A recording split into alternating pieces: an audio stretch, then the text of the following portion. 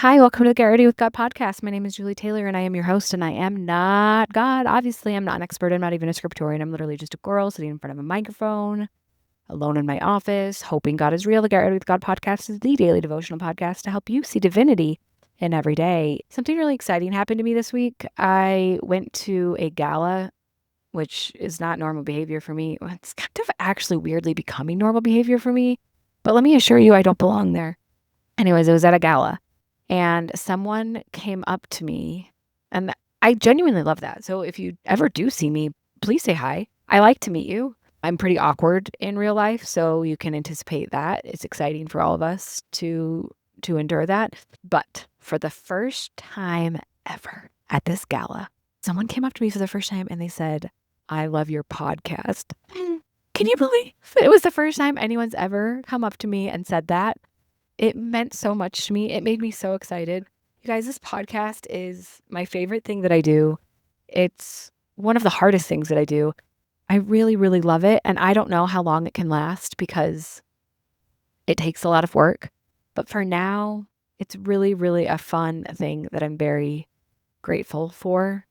And to have someone come up to me and tell me that they loved it, it's the first time it's happened. So thank you, whoever you were.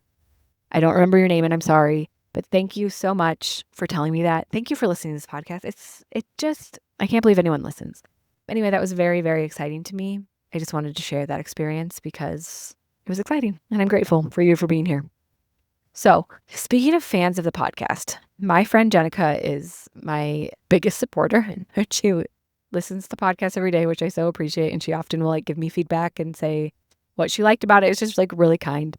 And I asked her, I'm like, what do you wish that you could hear on the podcast? And she gave me a long list of ideas and we're going to use some of them. But one of the things that she said, and I think that she asked this because she knows me so well personally, that she knows that I am extremely cynical and skeptical and dark. I have a very dark sense of humor. I don't think that surprises anyone.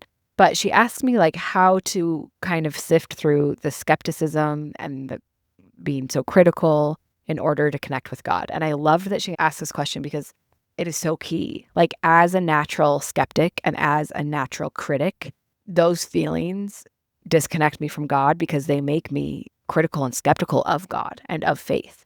I would say that my natural baseline gut reaction is still a place of skepticism. And it really disconnects you from everything. It's actually a terrible attitude to have in life.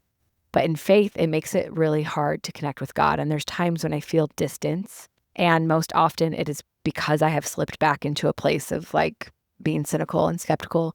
And I think this is one reason I have to be really selective about what I consume, because other people's skepticism and negativity really impacts me. And so if I'm on the wrong algorithm, I can really, really become affected and little by little just pull away more and more and more and follow that thread. It's so much more natural and comfortable for me to follow a negative thread of cynicism than it is to choose hope and faith and joy and belief. And so I have to work really hard, which is probably why I've made it my entire brand and personality, right? Choose to believe. It's more fun to believe. I'm just trying to convince myself, okay? I don't have an agenda for you. I have an agenda for myself. I have to work this hard. I have to wear it on my clothing because I'm trying that hard to convince myself. And I don't think that's because it's not true or it's not real. I just have to fight my natural programming that way. Like anything, there's some good that comes from that too. But how do we cut through it? Or how do we even take a break from it in order to connect with God? Here's the thing. We've already talked about this once before, but I was talking with a friend again about it this morning because we were talking about how on social media and in our families, just everywhere, but you see it on social media a lot of just the more popular narratives are the ones that are pointing out bad.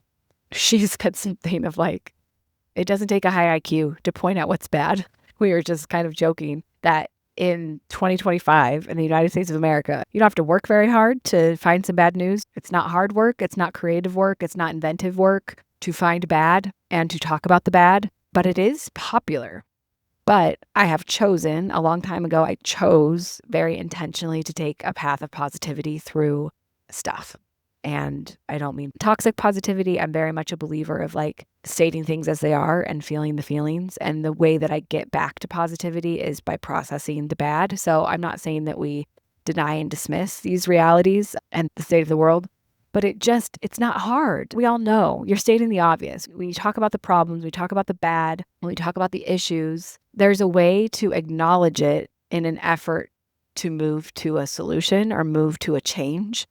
But there's also a way that just promotes quick connection, but false connection, validate victimhood, and keep people trapped in their suffering.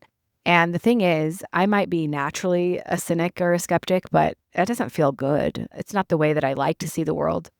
There are parts of me that I think are divinely given, which we've talked about, like my rebellious nature. I actually think that's on purpose.